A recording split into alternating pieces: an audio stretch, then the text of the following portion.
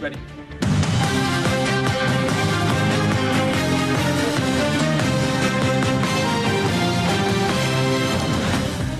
Tonight, back-to-back losses for Republicans. The motion is not agreed to.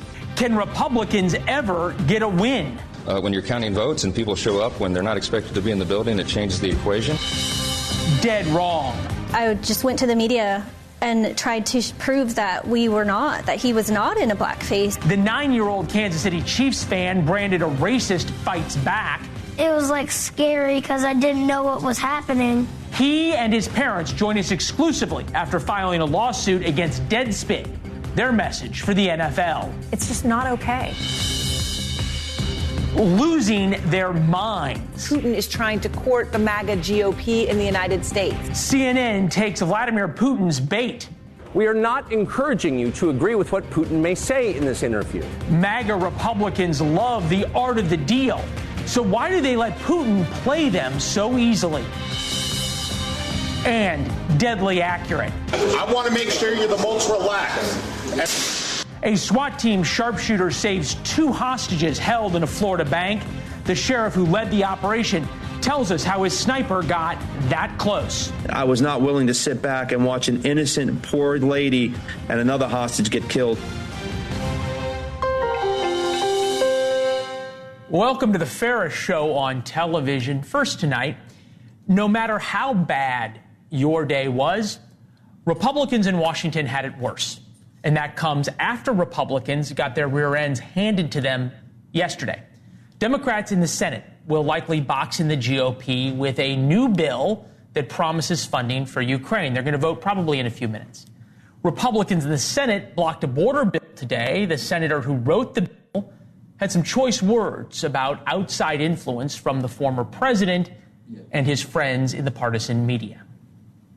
In fact, I had a popular commentator that told me flat out, if you try to move a bill that solves the border crisis during this presidential year, I will do whatever I can to destroy you. Republicans, let's face it, need a win badly. Unfortunately for them, Donald Trump doesn't want them to have any wins, so he can run on all these issues when he is in the general election. So Trump is calling plays from the sidelines. Let's review Republicans' day yesterday on the House side. They brought an impeachment vote to the House floor, and for the first time in 160 years, the impeachment vote failed. They failed to pass a standalone bill for Israel, and they effectively killed the bill that Republicans in the Senate had negotiated. Here's how bad it is. The Speaker of the House blamed their failure on a Democratic congressman, Congressman Al Green, who quite literally showed up from the hospital. We have a razor-thin margin here, and every vote counts. Sometimes when you're counting votes and people show up when they're not expected to be in the building, it changes the equation. So think about this. Republicans couldn't keep their whip count together for a performative vote, and Democrats show up from the hospital to derail it. Congressman Mark Green is the man who led the effort to impeach Mayorkas, chair of the Homeland Security Committee. It's good to see you, sir. Yeah, Thank good to see you, Leland. I think you're a man of honor. Yeah. I personally admire you. Appreciate you being here. It's not how you start, it's how you finish. Yeah. How do Republicans get a win here? Well, we'll get a win next week when Scalise comes back. I mean, they had all the Democrats there, and we were missing Scalise. Thought we had it. Two curveballs with Gallagher and Green. So those were unexpected. That happens. It happened to the Democrats. It happens to us. Do you understand the feeling, though? Yeah, if you look at it at the 100,000-foot view, absolutely, I get it. But if you drill down on it, for example, the Senate border bill, it's a piece of crap. I'm glad the thing failed. 5,000 a day multiplied times 15,000 times 365, that's a lot of money going to the drug cartels. And oh, by the way, they're codifying catch and release. Glad that died. Okay, hold on. I'm glad you brought this up. This is the Senate negotiated bill that the Wall Street Journal and Border Patrol both endorsed. The chamber did too. And the Border Patrol union said, look, it's not perfect, but it's good. And we can agree, you and I have talked about this a lot, what a problem the border is. Yeah. Why not at least do something? Because it codifies this illegal stuff right now, contrary to the laws of past Congresses that he's doing that's creating the incentive. We have to break the incentive, Leland, if we're ever going to fix this. And I can't support $5,000 a day because we know the drug cartels are going to be bringing those people across Mexico and making $1.8 billion, $2 billion out of that. No. All right, so how do we get now back to the beginning, right? We can all agree that there's probably not going to be a better deal to be had out of a Democratic Senate and a Democratic White House before November than the one they offered in the Senate bill. We can also agree that Alejandro Mayorkas is not going to be convicted by the Senate. There's no way that 10. My duty is to do my duty. If they fail to do their duty, doesn't matter. I mean, fair enough. How do Republicans get a win that actually changes the border for the American people? Well, we hope that the senators over there will stand strong like they did on this one. And cloture is cloture. You can't get around it, and they don't have cloture on their own. So hopefully they'll need something, and we can get it done. Okay, so the hope game is a method? No, I get it. But, hope isn't a policy, as people like to say. Yeah, but cloture is 60 plus. You know, that ain't happening. So in other words, the game plan for Republicans is Republican senators hold strong and close ranks and do not vote on Ukraine funding, and then you all can use Ukraine funding to get some kind of better deal out of the White House. That's right. Yes. Do you have any reason that it's something more than hope, or do you guys think is there any movement we should know about? There's nothing Joe Biden wants more than Ukraine funding, period. And I think he'll do something. He just came out the other day and said, for the first time, threw Mayorkas under the bus, basically saying the border hadn't been secured for decades, while Mayorkas has been coming to Congress telling us it's secured. And we moved him on a number of things. The D.C. crime bill, the bill I passed protecting hunting classes for kids. He wanted to cut that. We just got really loud, and he actually reversed course. So it's all about how we get it to the American people. When you say how you get it to the American people, What do you mean? Well, we have to message. We have to, talk to the right media. We have to continue to have hearings and oversight that show what's going on and get more reporting on what's going on. I think that helps. I mean, it's helped in the past. It's the only thing I've seen work. Now, in this one, it's taken a little longer because they're very bent on. Are you guys losing the momentum here and the opportunity? The border now suddenly is an issue nationwide. People are seeing it. They're focusing on it. What happened in New York with the illegal immigrants beating up those cops totally changed the conversation. Are you losing the initiative? I don't think so. We own this issue. I mean, we're the ones that have been screaming about it the longest. What we know has to happen is we have to break the incentives that is driving millions of people to our border, and we have to follow the laws that are written. They worked under Trump. I mean, well, I'm glad you brought this up because the Republican talking point, right, is, hey, look, Joe Biden can close the border tomorrow with an executive order. Well, he can. Well, hold on. He can issue an executive order that says we're not going to allow any more amnesty applications. Donald Trump, for as much as he did on the border, there were still, 400,000 people a year coming across. That's not closing the border. In the worst month, and this is just one of our ICE detention companies, okay, and we have several. This one company, in the worst month, meaning the month that they filled up ICE detention beds the most, there were still 7,000 empty beds. I mean, they're not doing what they're supposed to be doing that would create the disincentive for millions of people to come to America. If they just followed the law, this would be much better. Granted, there's still people who come in. There's still people who are going to come in, but it would Border Patrol. Fair enough. Border Patrol would have a lot more opportunities to go catch people. They could actually be on the border, and we wouldn't have a wide open border. All right, fair enough. I wanted to get you this. This was on your Twitter feed. Today, Tennessee will fly flags at half-mast in honor of Captain Larry Taylor, the 33rd Tennessean to receive the Medal of Honor. I don't know why. It struck me that we could probably all learn a lot from Captain Taylor. Yeah. Absolutely. It's a great story. And, if you go to Chattanooga has our Medal of Honor. It's actually a National Medal of Honor museum. But the very first 32 before him were all in one incident in the Civil War. It's fascinating. But this guy, and of course you probably saw Hacksaw Ridge, the movie, another Tennessean, the conscientious objector who got the Medal of Honor. I mean, it's a fascinating place to go visit. And it's a story about a lot of great Americans. All right, Mr. Chairman, thanks, it's good to see you as always. We really appreciate your time. Yep. Thank you very much. Israel is going to need that aid package. And peace right now in terms of some kind of deal between Israel and Hamas is farther off than ever. In fact, Israeli Prime Minister Benjamin Netanyahu just rejected the Hamas peace deal today, and it wasn't really peace. Here's what the data points are. Exchange hostages for Palestinian prisoners. Hamas wanted Israel to rebuild Gaza. They wanted food and Palestinian prisoners returned. Obviously, Israel says no. They now say that there will be total victory in Gaza, and that is the only option. Secretary of State Antony Blinken is in the region. He's been there 5 times, and he's currently juggling visits between Qatar, Saudi Arabia, and Israel, attempting to broker some kind of deal when it comes to the hostages. There's still dozens, if not 100+ hostages being held by Hamas. Politico writes, and one can imagine where the leak on this came from, is Antony Blinken too nice to be Secretary of State? The Israel-Hamas war is the toughest crisis yet for America's top diplomat, and he's struggling. Senator Chris Coons, member of the Senate Committee on Foreign Relations, is with us. Appreciate it, sir. Thank you. Do you agree with the assessment there that Blinken is struggling? No, I do not at all. I think Secretary Blinken is a seasoned, capable, and forceful Secretary of State. Look, the most important qualification for a Secretary of State is that they have the trust of the president. And Secretary Blinken has worked with President Biden for decades on foreign policy. You also have to have a global reach and range of contacts and experience, and he certainly has that. And he has represented America and American interests forcefully and well.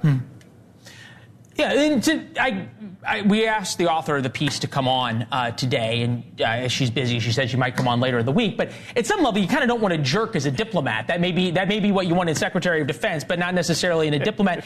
This soundbite, though, struck me today from Secretary Blinken speaking about what had happened on October 7th and then Israel's response. Take a listen. Israelis were dehumanized in the most horrific way on October 7th. The hostages have been dehumanized every day since. But that cannot be a license to dehumanize others. How in the world can as you said, someone who speaks for the President of the United States in any way make a moral equivalence between what Hamas did and now what Israel is doing to defend itself? I just reject the assumption underlying your question. I've been with Secretary Blinken when he has been clear and forceful about how horrific the attacks of Hamas are, how completely unacceptable that is, and how Israel has not only the right but the obligation to defend itself and to defend itself by fighting against Hamas. I have repeatedly said in the region, here in the Senate, in committee, that Hamas has a long-established practice of using civilians as human shields, of embedding their resources, their fighters, their ammunition stocks beneath mosques and hospitals. And so as a result, the terrible civilian cost of Israel's campaign in Gaza is in no small part because of the strategies that Hamas pursues. Okay, well, you just said that you reject the premise. It wasn't my premise. It was Secretary Blinken's. He used the exact same words of Israelis were dehumanized. It cannot be a license to dehumanize others. You don't say that unless you're at least implying that Israel is dehumanizing and engaging in the same kind of behavior as Hamas.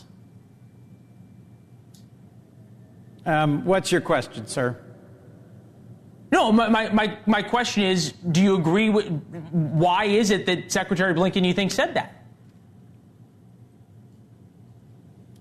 Look, I just disagree with the way you're framing this, and you've taken one sentence out of hours and hours of speeches and actions. I know Secretary Blinken well. I know his heart and his priorities, and I think he represents our country effectively, and I don't think he in any way equates Israel and their protection of Israeli civilians with Hamas, a horrific terrorist organization.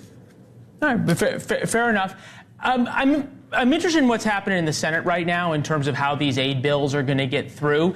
Are you of the thought that Israeli aid and Ukrainian aid are going to have to be linked?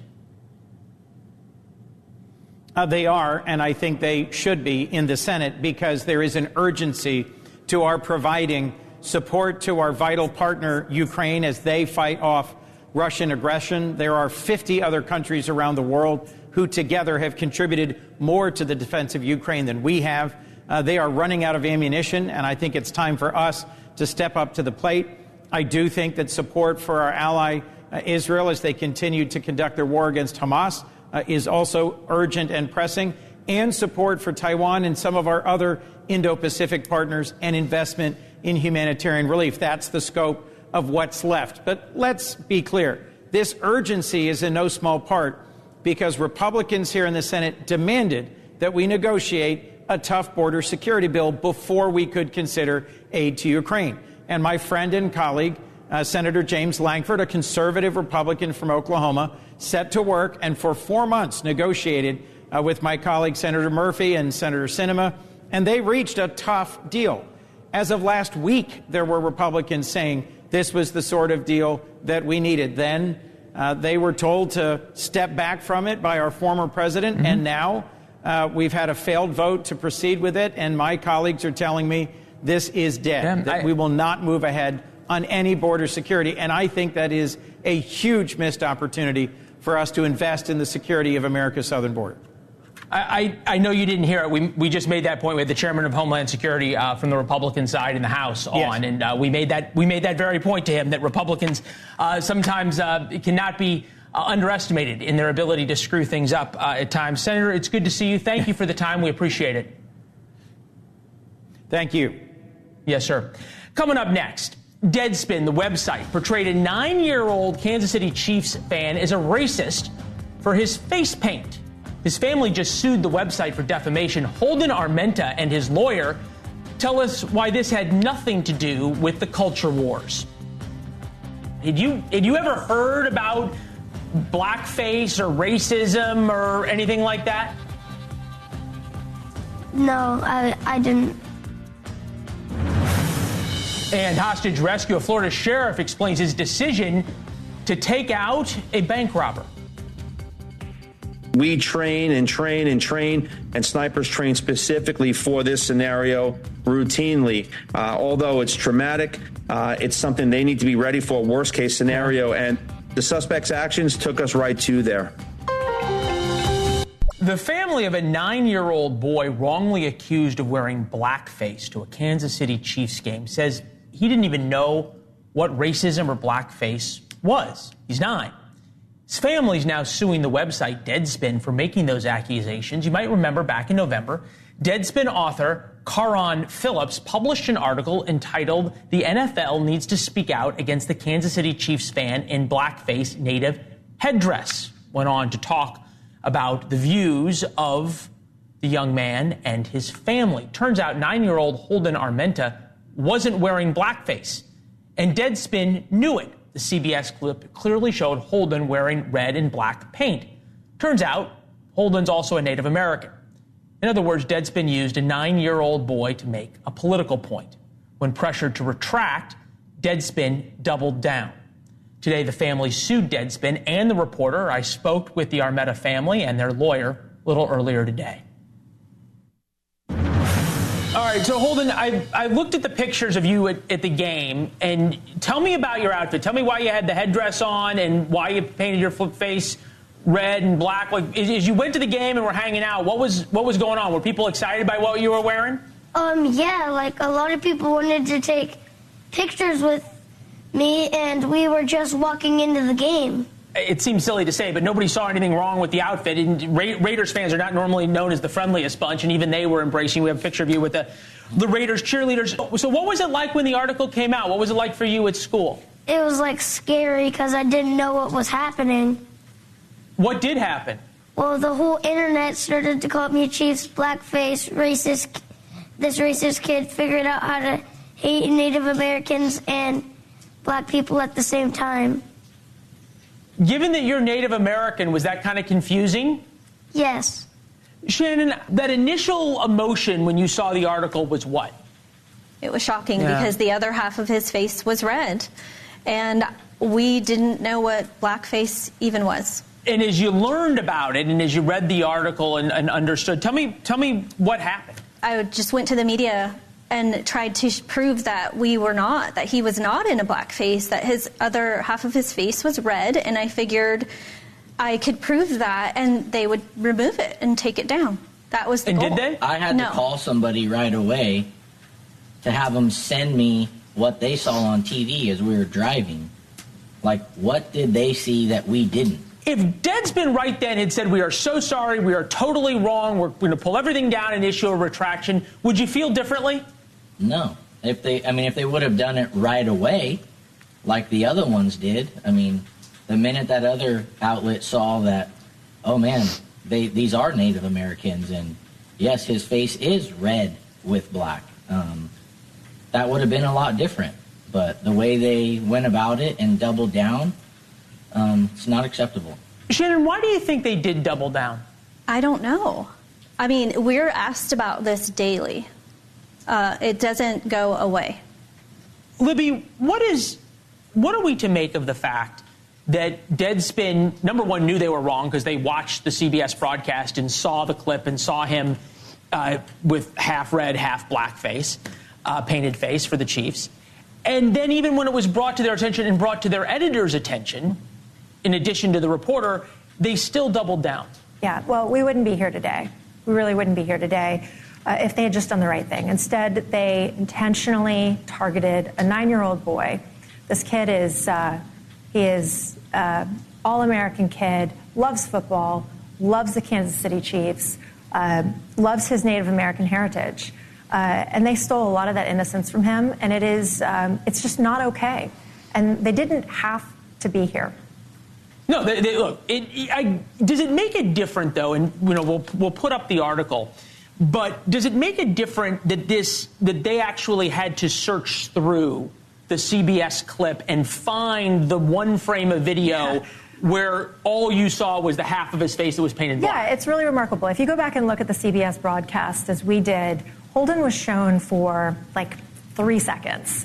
And you really had to, with like cat-like precision, stop the video and screen capture it just at that moment where the red side of his face was not shown. That's intentional.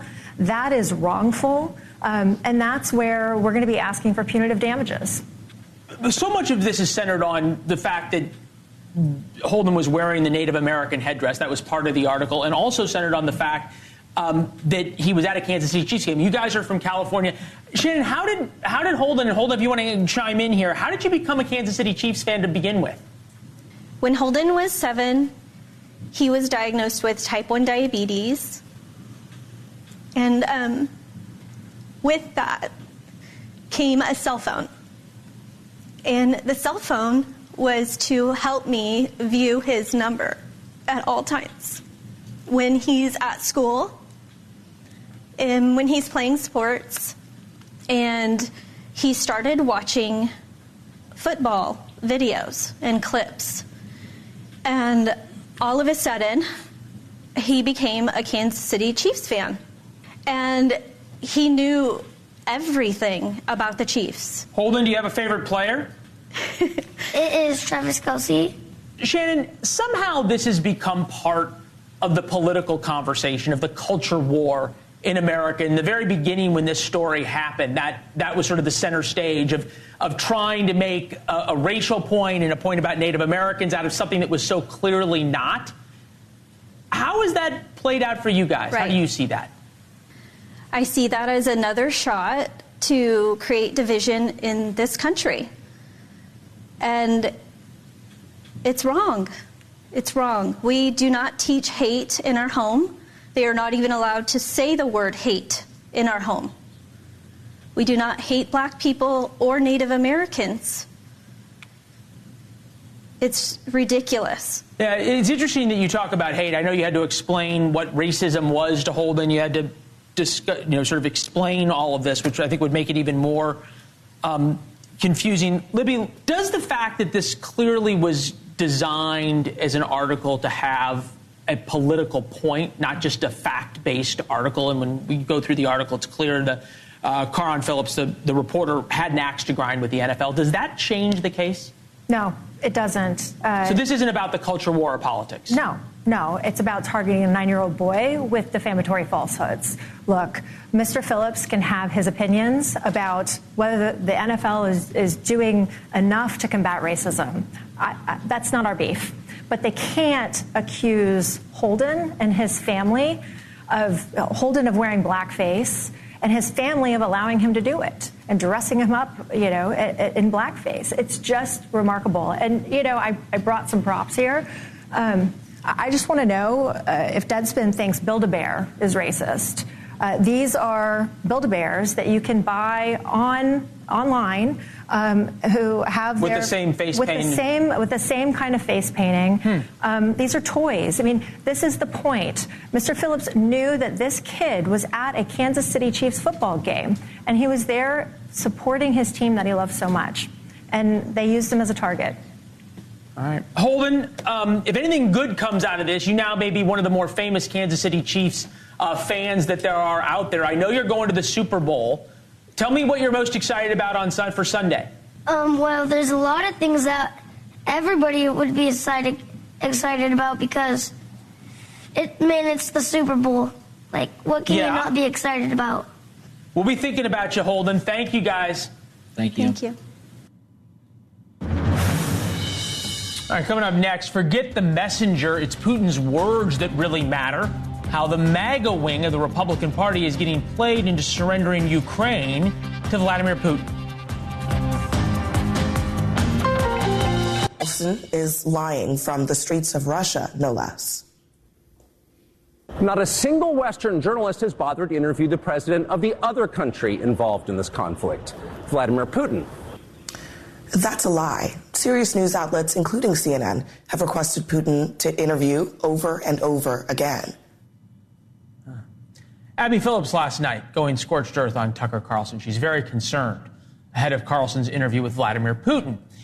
But she's missing perhaps the bad guy in all of this. It's not Tucker. The bad guy is Putin, who not coincidentally gave an interview to Tucker, the MAGA crowd thought leader, just as Congress votes on Ukraine aid. Hogan Gidley's here, former White House deputy press secretary in the Trump administration. It's nice to see you as always. Welcome. Nice to see you. Thank you. Sure.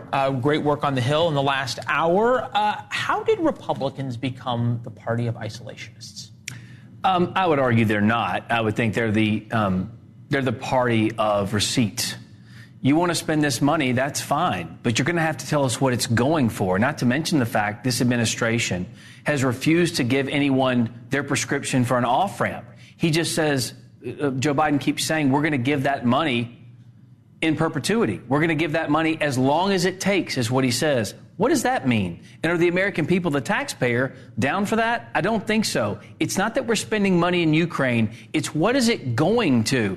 And on top of that, the hypocrisy of the administration saying, listen, we're not going to defend our own borders. We're not going to spend money to secure our American communities, but we are going to spend a lot of your money in Ukraine. That's a problem for a lot of voters as well. Yeah, look, and there was a compromise deal that Republicans negotiated and then fell apart, to be fair.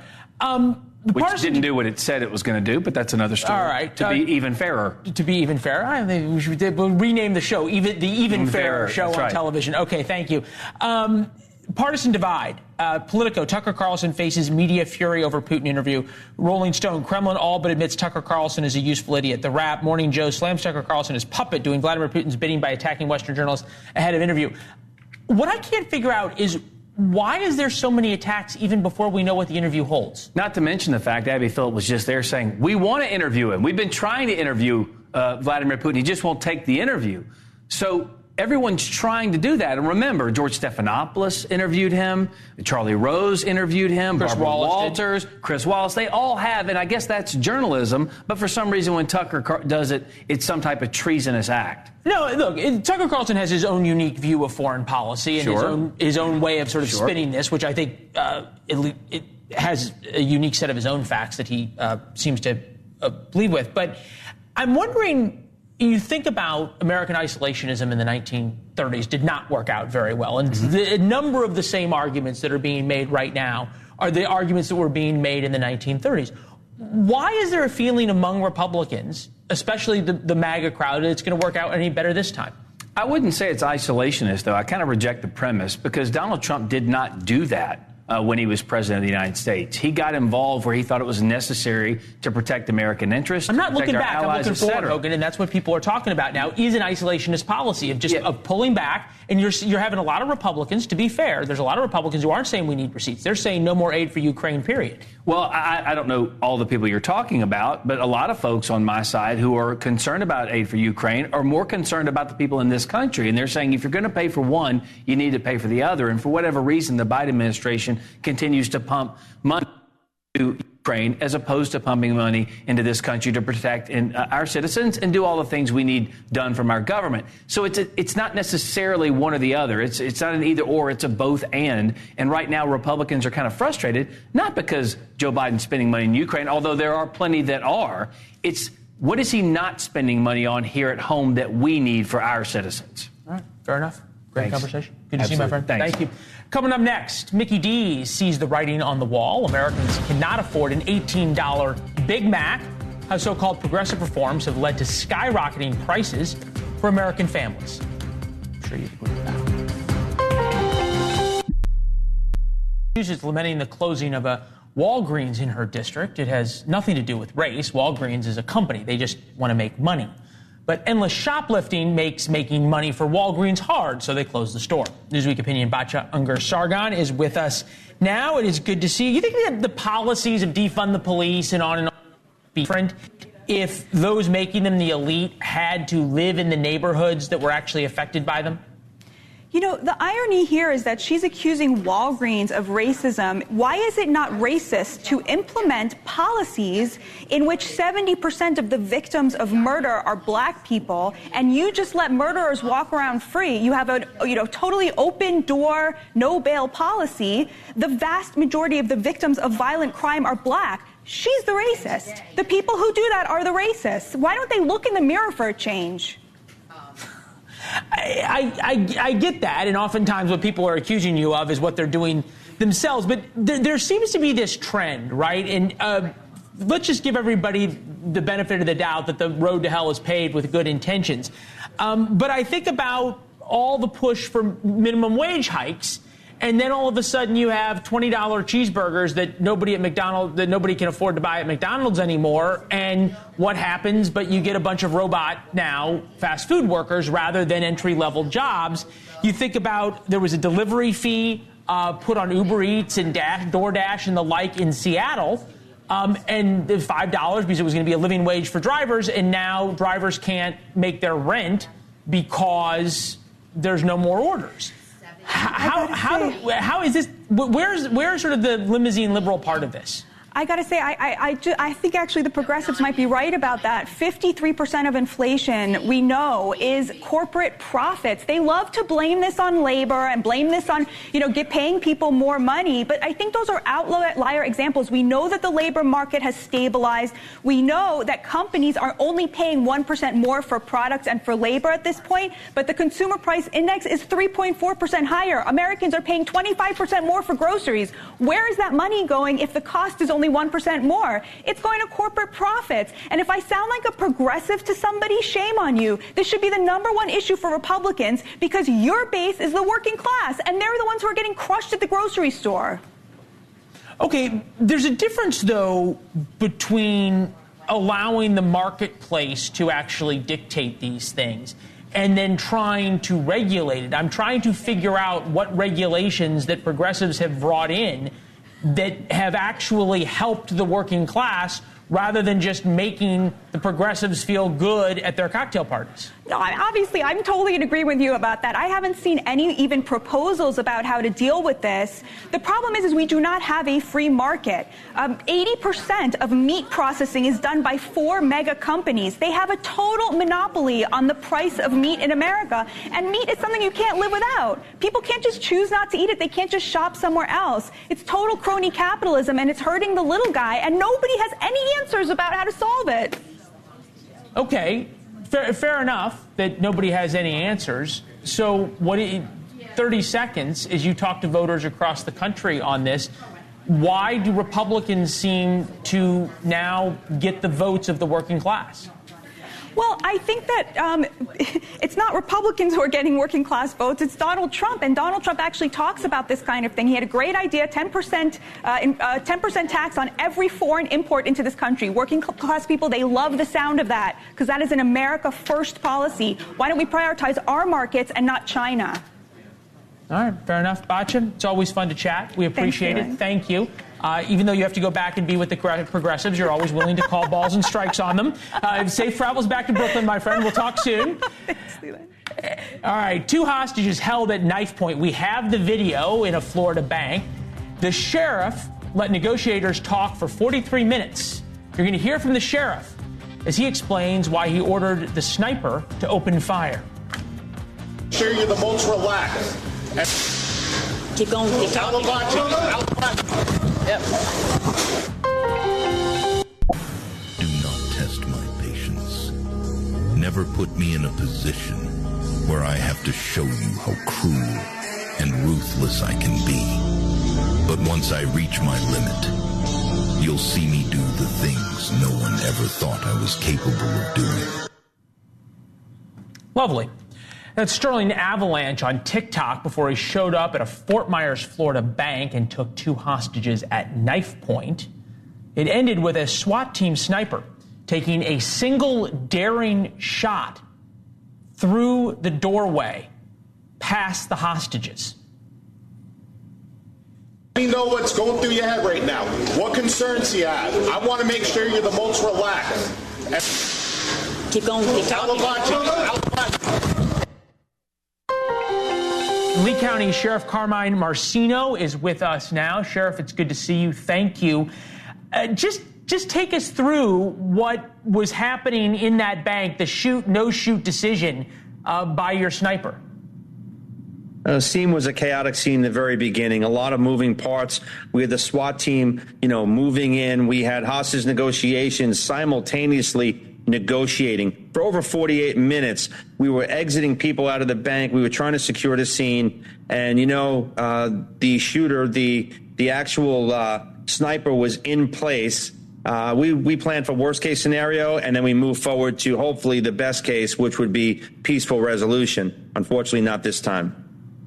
Yeah, I hear you there. We have a picture of the suspect who's now deceased up here. I guess you guys would call him a frequent flyer, drug trafficking, aggravated assault, carrying a concealed firearm from several states, and the like. What was he doing at that moment that the sniper decided he had to take the shot? We had hostage negotiations trying to de-escalate for over 48 minutes, and clearly we could see every time we negotiate with him, he keeps stepping it up. I'm watching with the bomb robot dog, Robbie the robot dog. I'm watching the visual. I'm listening to negotiations, and every single time he keeps amping it up. He takes it to the next level. At one point in time, puts the hostage in a headlock, and you can see the knife, and in which time we knew he brought deadly physical force. And I was not willing to sit back and watch an innocent, poor lady and another hostage get killed. So that was a decision, and we took the suspect's life. I know we don't have the name of the sniper, I understand, because the investigation's ongoing. Was this somebody who was former military? Can you give us any more about the background? How far away were they from the suspect when they took that shot? We were in a common area in the bank, so when you first walk into the building, the bank was to the right side, probably 30 to 40 feet maximum. Suspect behind the counter with both hostages.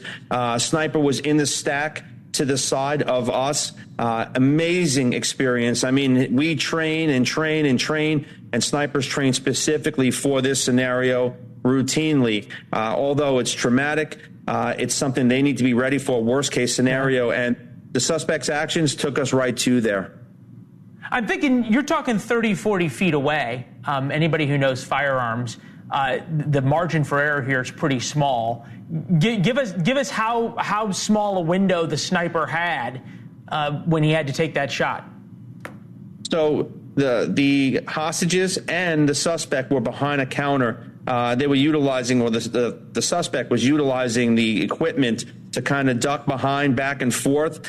And that sniper was in place and waiting just waiting. Again, worst case scenario, we would love to say we peacefully resolve this situation, but once deadly physical force is presented, that sniper takes one shot and has one chance, and he executed it perfectly, and we saved both hostages.